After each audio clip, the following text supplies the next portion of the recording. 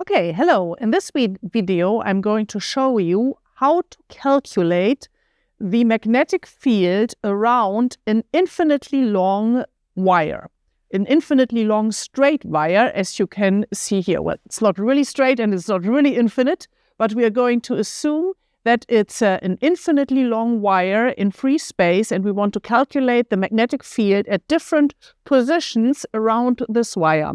First of all, because this wire is in free space, it's completely symmetric in all directions. So we do not expect to have any dependency of the field on the position around the wire if we keep the distance the same. So it is distance dependent, but we do not expect that the magnetic field depends on if we are at the front or at the back of the wire. Also, you remember from the right-hand rule, if you have a current flowing upwards, the magnetic field will surround the wire as shown here. So we have a symmetric magnetic field that is going around the wire. And today I will show you how to calculate the magnetic field strength. So let's get started. Okay, so first of all, I'm going to sketch the geometry. So we have our infinitely long straight wire, and I'm just going to show it like this here, and we have a current flow through the wire. We are in magnetostatics here, so the current flow is a constant current and it's flowing upwards, as you can see. And then we now have in this situation a magnetic field that is given by the right-hand rule. So we have a magnetic field going around the wire like this. Okay, so this is our magnetic field around the wire. And we want to calculate now what the magnetic field strength is at different positions. For example, let's consider we have a point P here at this position in space, and we want to calculate what the magnetic field strength at this position P is. So now we have here our wire, we have the field that is going around like this, and let's look at it from top view first before we start with the calculation. So we have here our wire, we are looking from the top, so we do the dot, like a dart coming up. This is where the current is flowing, and then we have our magnetic field lines around it like this. As I was arguing to you at the beginning of the video, we have here a completely symmetric situation. So our wire is in free space. We are assuming it's infinitely long, and we now don't have any distinguishability of the different positions around the wire here. So that means that our magnetic field will only depend on the distance to the wire.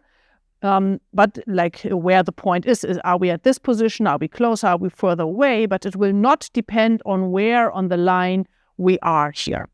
And thus, we can write that for symmetry reasons,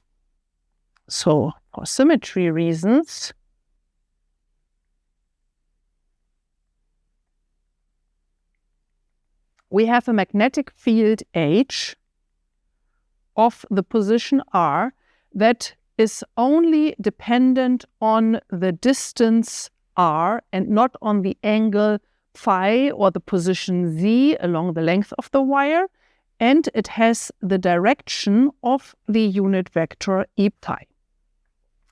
Okay, if we now want to calculate the strength of the HR, what we will do is we will first of all do it with Ampere's circuital law. That is, Ampere's circuital law is given by the integral h of h at the position r ds is equal to the flux, the electric flux, through the surface that this contour line here is closing. And the integral with the contour line means we have to go once completely around a certain line. And also this electric flux here can be written as it's the integral over j as a function of r dA over the surface A that is enclosed within the control line. So if we are considering the situation we had down here, that would mean that the area is this whole area here that the contour line is surrounding. Okay, if we want to solve this, we first of all will start with looking at the electric flux. That is, we will check how large is the electric flux density J here. And for this situation, we have to distinguish if we are considering a position inside the conductor or if we are outside the conductor. So we have two different cases. First of all, we look at the electric flux density J, and we have the situation that if we are inside the conductor, the flux is given by I over pi a squared Ez, where we have here the A as the radius, that is the diameter of the wire, is 2 times A. And since we are here in a magnetostatic or an electric static stationary current situation, that means that the current I is equally distributed over the complete area pi a squared. And this is true, this flux density, for all radii r smaller than a, the outer radius. For r greater a, the electric flux density is 0. So if we are inside the wire here,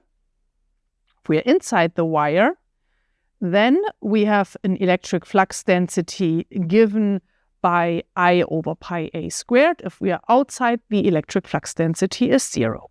So from this, we can now calculate the total flux theta. Our theta is given as the integral over this flux density J.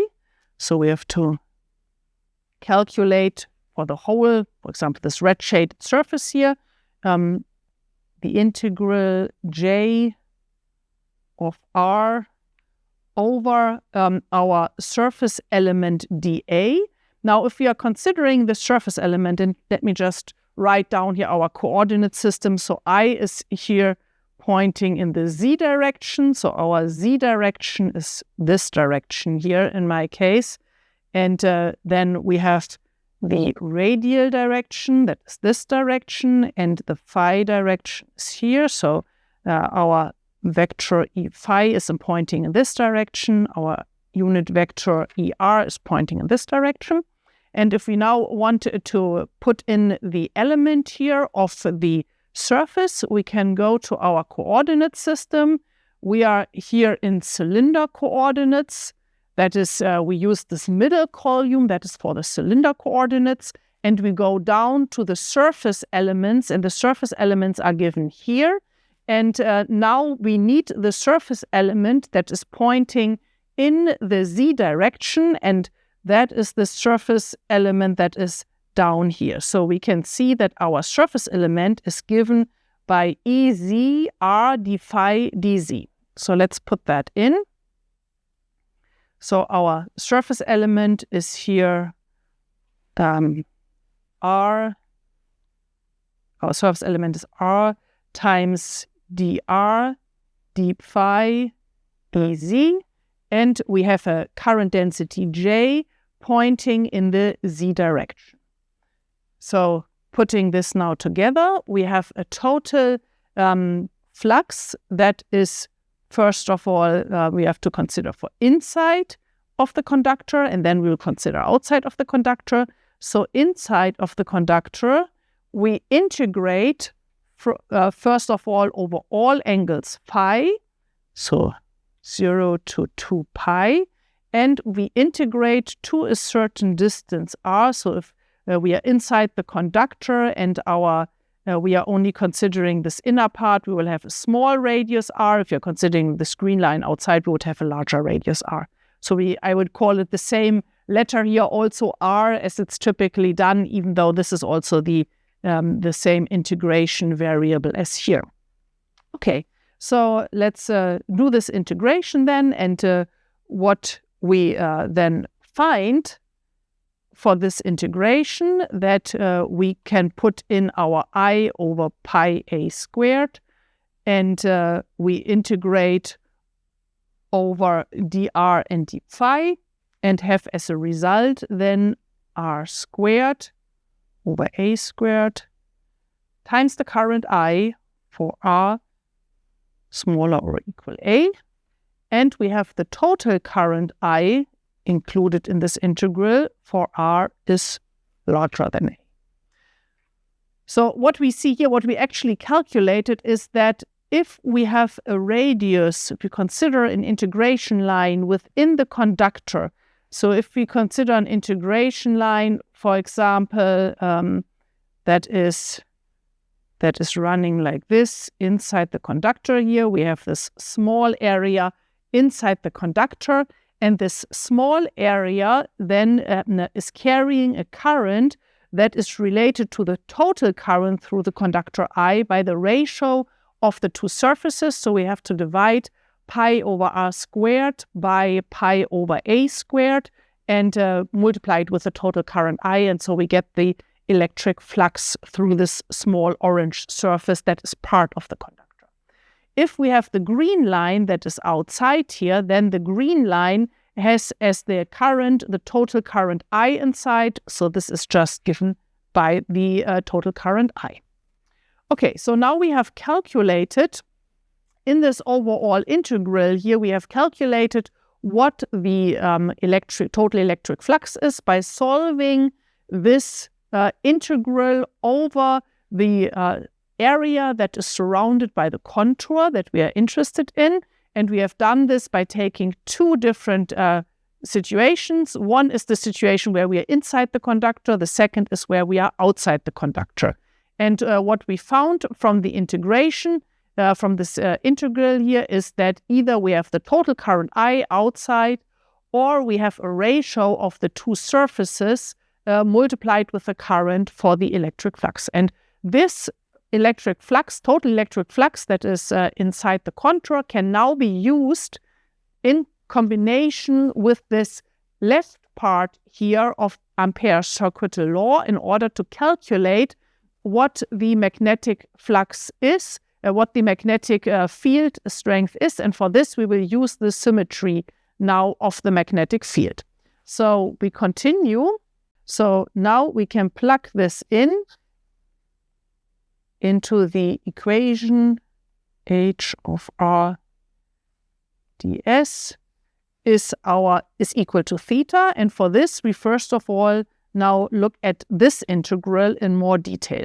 We have already seen up here that we now can plug in hr times e phi. So this is equal to the integral of h, only a function of radius, times r times so we have hr times e phi first of all. I was one step ahead here, so e phi. And we need the element ds. So to get the element ds, we go back to our coordinate system, cylindrical coordinates. Here are the curve elements, and we need the curve element that is in the phi direction, so this element here. And we see that the curve element ds in phi direction is given by e phi times r times d phi.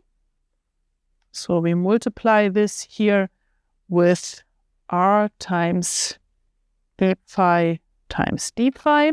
And we are considering one contour going around, so we integrate from 0 to 2 pi. And so what we obtain then from this integral here is that this is equal to 2 pi r times hr. So e phi times e phi, if we multiply two unit vectors, the result is 1.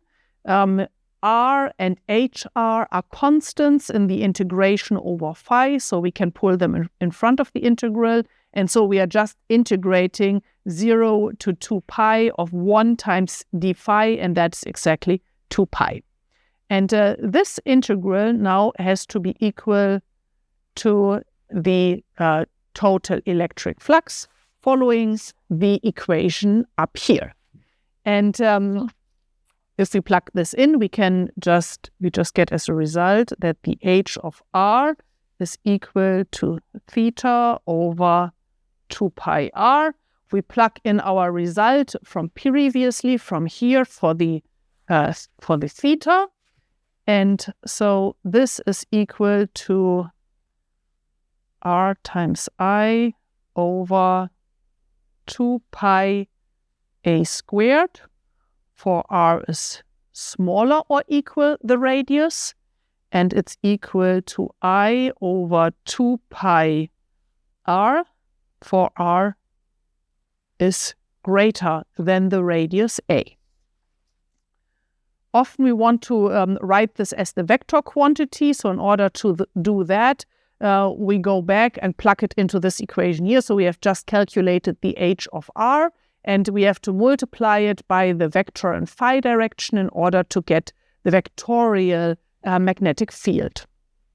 So from this, we then can get the vectorial magnetic field as vector h of position vector r is equal to, and we have the two different cases, r times I over 2 pi a squared to phi, for r smaller equal a, and I over 2 pi r d phi, for the radius r is greater than a, than the diameter, than the radius of our wire. So now this is the equation. Let's look at one concrete example of what we get if we plug in some numbers. So let's assume we have here a current density I that is given as equals to 1 ampere, and let's assume we have here a radius of the wire that is 1 millimeter. So this is equal to 2 times 1 millimeter, 2 millimeter. And we plug this in order to calculate what our field is. And we can then see from looking at the equations that if we have a very small radius, so if we are very close to the center of the conductor, then that means that this equation here, because the r is in up here, this equation will go towards 0 as r goes towards 0.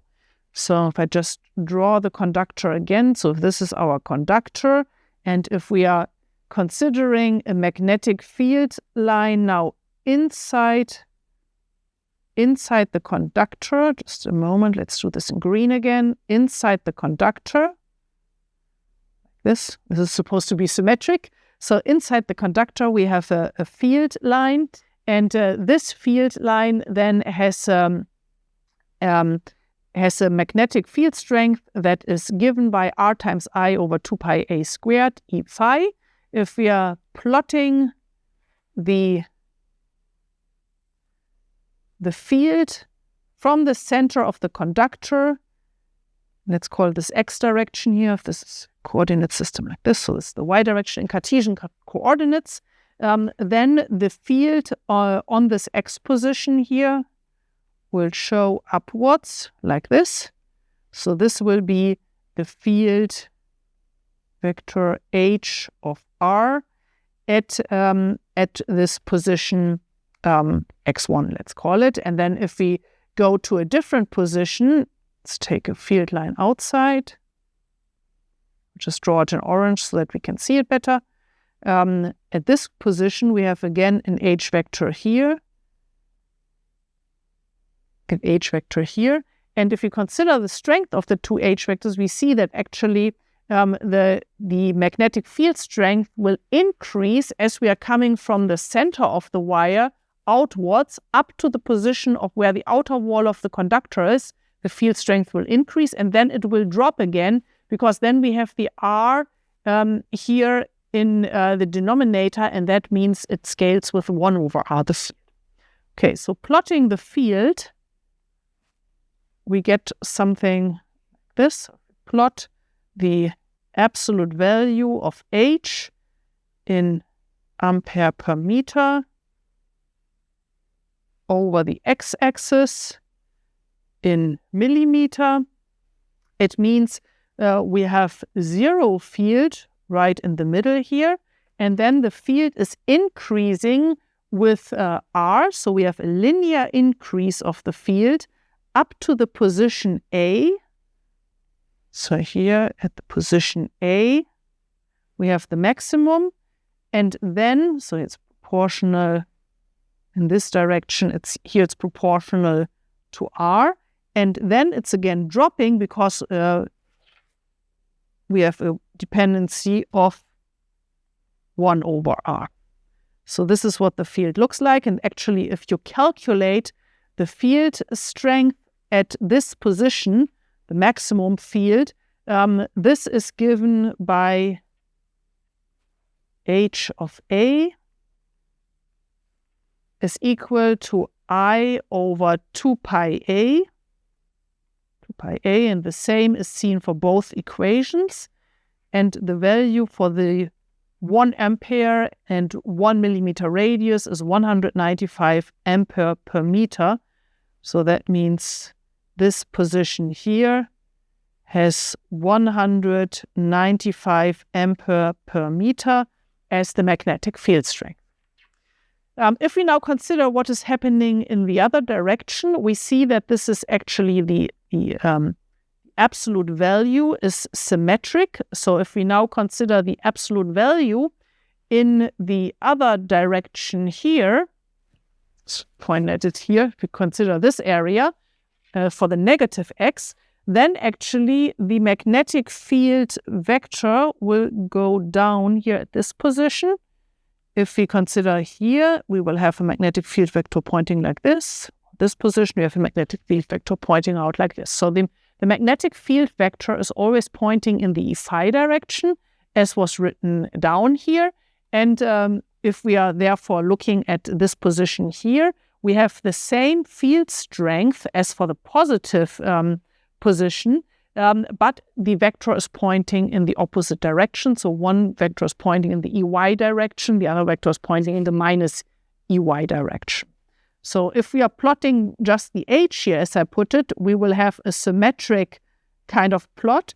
Let's say we are not plotting the h here, but let's consider we are plotting the hy component. That is, how much magnetic field do we have in Cartesian coordinates pointing upwards. Then that would mean we would here have a negative EY component. And again, the maximum negative value is then reached at position A. And it's dropping like this again if we are going to positions that are larger than minus A. So here, up to this position A here, the field strength is increasing, and then it is decreasing again, and the same but with opposite sign we have on the other side. Okay, so with this, now we know how large the magnetic field around such infinitely long, straight wires, and we saw how we can calculate the magnetic field inside the wire and outside the wire. And the graphic here that we were seeing at the end is showing what the cross-section is like. So the magnetic field strength does not depend on the position around the wire. It only depends on the distance of the point from the wire. And it is always following the right-hand rule.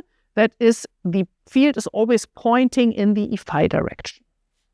Thanks for watching, and see you again at the next video.